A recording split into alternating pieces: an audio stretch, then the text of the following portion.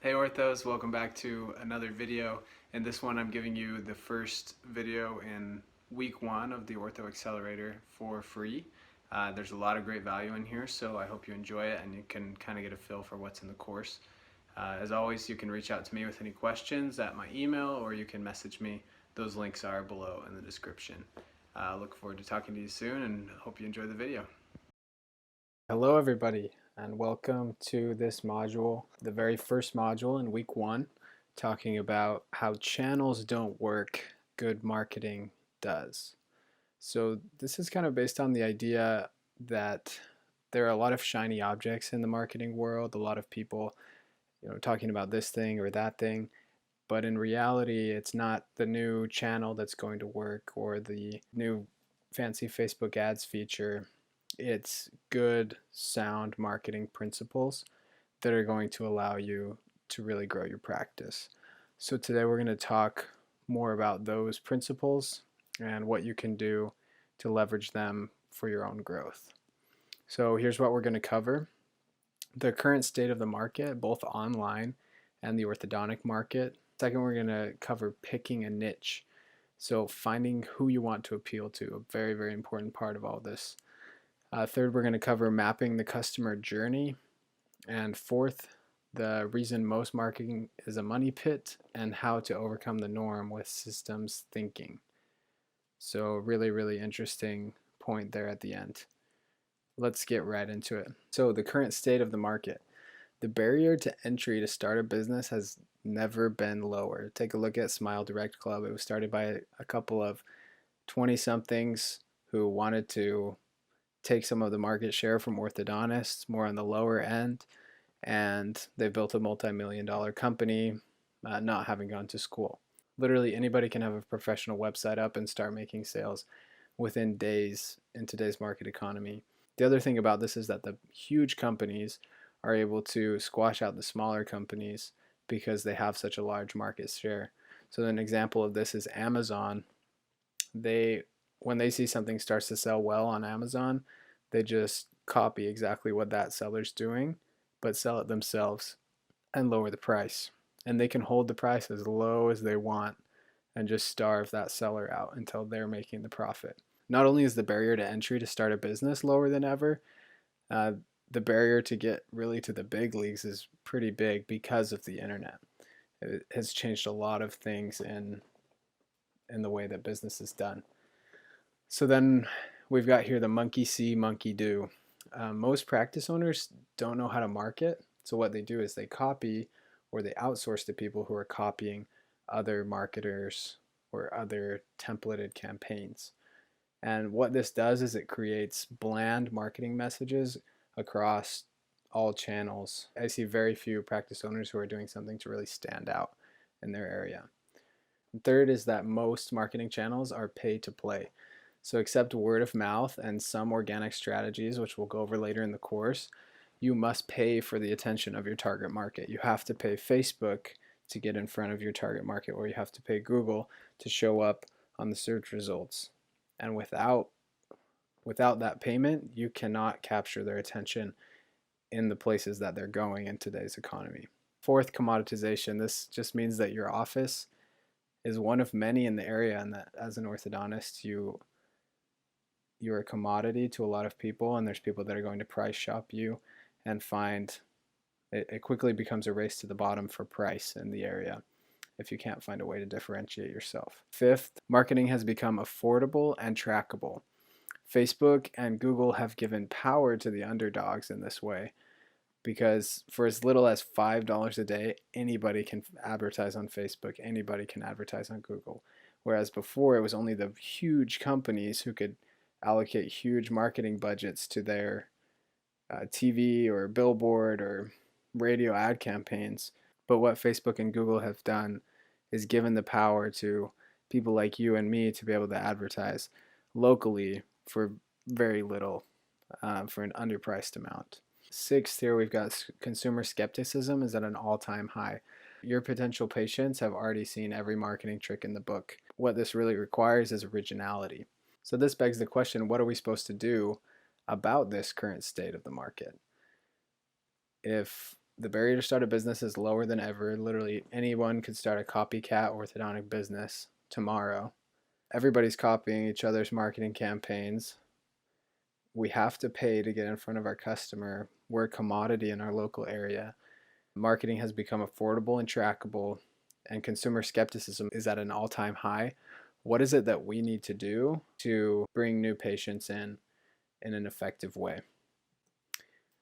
This brings me to my next point, which is picking your niche. Very, very important point.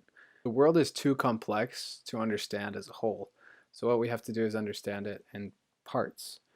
And the way that we do that is through picking niches. And what you've done as an orthodontist is to pick the niche of orthodontics or the specialty of orthodontics, which differentiates you from general dentists. It differentiates you also from brain surgeons or any other type of medical community type thing. You're also much different than a tech startup or any other type of business.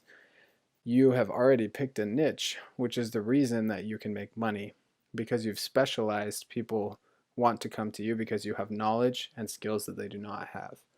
So what I'm talking about here is not picking the niche of orthodontics, but picking a niche within the niche of orthodontics, or a niche demographic. So let's hit these points. One, if you try to appeal to everyone, you appeal to no one.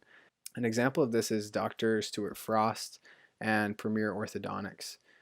These are both really successful practices in Arizona, extremely successful practices. Dr. Frost appeals to a higher income demographic, while Premier Orthodontics appeals to a lower income demographic. And the way that you can tell is in their marketing messages, the people that they post pictures of, the way that they talk about their office, the things that they highlight speak to these different markets. And because of that, they're not really competitors. That brings me to the next point, which is start with your demographic. Who lives in your area? And from there, you're going to select a niche within that demographic. For Premier Orthodontics, it's primarily budget-conscious mothers or immigrant families who don't have a lot of money to go around. For Dr. Frost, perhaps it's the more ritzy families on the north side of town, or whatever that happens to be for your practice. And from there, you have to define your messaging. Defining your messaging is speaking to what your niche cares about. There's a cheat sheet available for download below this video that you can go through to help you map out the types of demographics that are in your area and then identify the best niche for you to go after. So now that we've picked a niche based on demographics, let's talk about mapping the customer journey. This is really, really crucial as well. It's also part of picking your niche, but in a different way. So when we pick a demographical niche, that's primarily based on race, income, where they live, things that on paper we can read off. Psychographics is what we're talking about when we say mapping the customer journey. Psychographics have to do with why somebody makes a purchase decision instead of who they are. There's a lot of interesting things to dive into here as far as psychographics go. So the way that we understand the psychographics of our market is by conducting a customer deep dive, speaking to our market. This is really what allows you to get out of your own head, stop thinking about what you want to say in your marketing messages, and talk to the people that are already buying from you and ask them what it was about you that helped convince them to become your patient. This allows you to stop guessing what your marketing messaging should be and just write it down. So let's talk about a brief example of what a customer journey might look like. So let's take family A, for example, the family on the left. Their oldest child is getting ready for orthodontic treatment. They see crooked teeth. They know it's time. They know it's nearly time for her to go in for orthodontic treatment. But they've recently moved, so they don't know any orthodontists in the area, and they don't have any insurance. So they're looking for a bit of a cheaper option, maybe some lower down payments. Their customer journey would look like this. They would Google search orthodontist in my area. They would look at a few different practices, maybe make some phone calls to ask about pricing, how the consultation works. They probably ask some friends that they know in the area if they know any orthodontists that are good. And then they'll probably go to one or two consultations and make a decision. Here at family B on the right hand side, let's say this is their youngest child. They already know which orthodontic office they want to go to, and they have orthodontic insurance. They've been through this 2 other times. They know that they want to take their child to this orthodontist. Their customer journey is really straightforward because the majority of it happened before they brought their third kid in for treatment. Here on the bottom left, we have a 25-year-old. He wants to close his tooth gap and he's never had braces. So what's his customer journey going to look like? He'll probably search online, look into Smile Direct Club, maybe opt into their emails, maybe take a quiz on Smile Direct Club, look into a few other of the aligner clubs, research local orthodontists in his area, trying to find out the price, etc. And then eventually maybe he'll just order through Smile Direct Club, or he'll come in for a couple consults and choose the orthodontist that he feels would be best for his situation. This lady on the right, she's 37 years old. Her teeth have moved after braces and she's a single mother. Her customer journey is going to be distinct from these other three because of who she is, and why she's going to make the decision that she's going to make is different as well. Beneath this video, there's another worksheet for you that goes over how to conduct this customer deep dive and understand the psychographics of different patients in your area and really figure out how it is that they're finding out about your practice and everything that goes along with that. Picking a demographical niche is very, very important, but finding out these psychographics is also extremely important and can sometimes tell you quite a bit more than the demographics can tell you.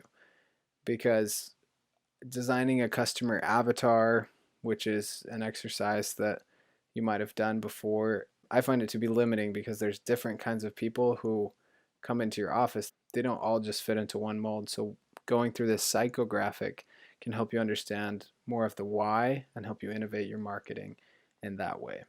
So now the last point in this module, we're going to talk about overcoming the marketing norm with systems thinking.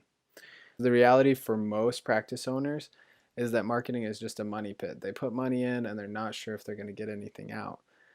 The reason that this happens is because they ignore the interconnectedness of their systems. So back here we have a picture of part of the solar system. What would happen if we took out one of the planets? It would throw off the gravitational pull of the rest of the planets. So systems thinking is understanding that every single part of a system affects the other parts of the system. So your body is a system. Your business is a system. We live in an ecosystem. A system is where one part affects the whole. And adopting this type of thinking is what's going to allow you to spot problems in your business. Because most often we're so zeroed in on only one of these planets or one problem in our business, we can't see the other things in the system that are affecting that problem, or the other things in the system that are being affected by that problem. So the way to understand, to overcome this marketing money pit dilemma, is to understand marketing funnels as a whole. So there's so much more to marketing than just what meets the eye. Even when we're looking at all the planets in the solar system, we don't understand all of the parts that are at play here. So if we look at your marketing funnel as a whole, we're going to be able to understand what parts we need to change. And long story short is that marketing affects sales, and sales affects production, and production affects customer service, and customer service affects marketing, and sales affects customer service, and production affects marketing. So everything is intertwined. The biggest mistake you can make in your business is thinking that marketing is the only thing that you need to fix. If you're not where you need to be, it's likely a combination of all four of these things, and you need to look in each one of them to understand what's affecting, what could be affecting your marketing. And if you haven't heard the term marketing funnel before, the idea is that at the very top of a funnel you have more space than at the bottom. The very top of your funnel is filled with people that are aware of you. And then as the funnel goes down, it's filled with people that are considering treatment with you. And then it goes down and it's filled with people who have started treatment with you. So there's less and less people in each part of the funnel. But there's also another way to understand the funnel that we're going to talk about right now. This is the mental model. We have the pre-frame, then we have people that are in consideration, people that are in consultation, and then the people who have purchased. Pre-framing is a really, really important thing that I'll explain using an example from public speaking. So there's a very famous marketer, his name's Russell Brunson, and when he first started out, he wanted to learn how to sell from the stage. At first it just seemed like everything was random, so he'd get up and speak, and some days he'd make a lot of sales from the stage, and some days he would make a lot less sales from the stage. And he was trying to figure out what the difference was.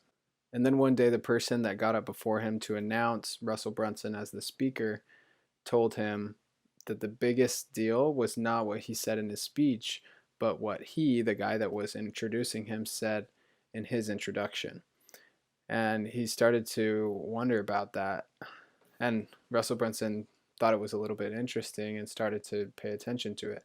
And sure enough, every time that somebody got up there and gave him a really awesome welcome and introduction, he made plenty of sales. And when they didn't give him a good introduction, when it was just, hey, this is Russell Brunson, he's going to talk to you today about marketing, those were the days in which he didn't make very many sales. And the same thing goes online. So if somebody's coming from a blog article about your orthodontic practice from somebody else who wrote about it, raving about how awesome you guys are, they're going to be in a mental pre-frame that makes them biased towards you. But if they come from a blog article about your practice from somebody who had a really, really bad experience, then they're not going to believe anything that you say online. This is crucial and very, very important. So the pre-frame can come from one of these three things. So we say a testimonial. So maybe they're looking at your testimonials online, or a video that you have posted or somebody else has posted. A personal recommendation from somebody else really puts them at a bias towards you. And then a virtual recommendation, that could be a blog post or somebody posting on their Instagram about you or your practice. All of these things allow you to pre-frame your potential customers in a positive way or in a negative way. So next, moving on to consideration. These are the things that people are looking at before they come in for a consultation with you. They're looking at your website. Is it designed well? Does it talk about your doctor? Does it have information about the insurances you accept? They'll probably make a phone call to you at some point asking about your monthly fees or how the consultation process works. They might see a Facebook ad during this time. They've got a local sign. You probably have a sign up in your local area. So when they're thinking about orthodontic treatment, they're going to mentally backlog you when they see your sign. Retargeting, this is when they visit your website and then they're followed up with other ads on other websites that they're visiting or on their social profiles. Facebook and Instagram being the biggest two. They're going to go to your profile and see if you're fun or if you hardly post, what it's like at your office, etc. And then also they're going to look at your online reviews. Reviews are like online currency. I've heard reviews compared to online currency. This is why Amazon is like the best, smartest company in the world, because they've mastered the concept of reviews. Once they've considered all of these things, they're going to make a decision to either come in for consultation or not. And once they're in for the consultation, there's a few things that they're going to consider. They're going to think about whether you're friendly, whether the doctor is knowledgeable. They won't think about this one, but they'll definitely feel it. A subconscious trigger refers to something that just kind of sets them off and makes them feel on edge, or that makes them feel great. But in this case, we're talking about the negative part of the subconscious trigger. So it could be that the doctor was rushed, didn't really answer the questions. That's a common one that I've heard. It could be that the office was dirty or disorganized. It could be something, whatever they look at, where it just kind of sets something off in their subconscious where they say, no, I don't want to come to this office. And they probably will never admit it. They might not even be able to articulate what it is.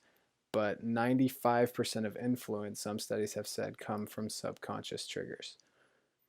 And then obviously the price is going to be a consideration both in the consultation and in the consideration phase of the funnel. After that, we have the purchase and collections.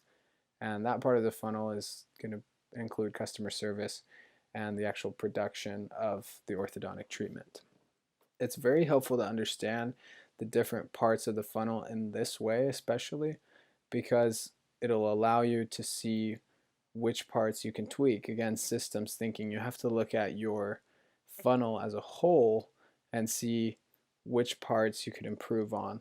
So another way to look at it is this funnel. So in the pre-frame, we've got a lot more people who have been pre-framed than are actually considering treatment with you, and a lot more people that are considering treatment than have actually come into a consultation.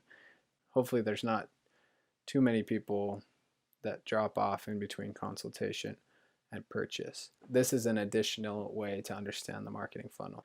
So we've covered a lot of important ground today. Let's go over the action items. One is going to be to complete the niche demographics worksheet. Two is to complete the niche psychographics worksheet, both available below this video.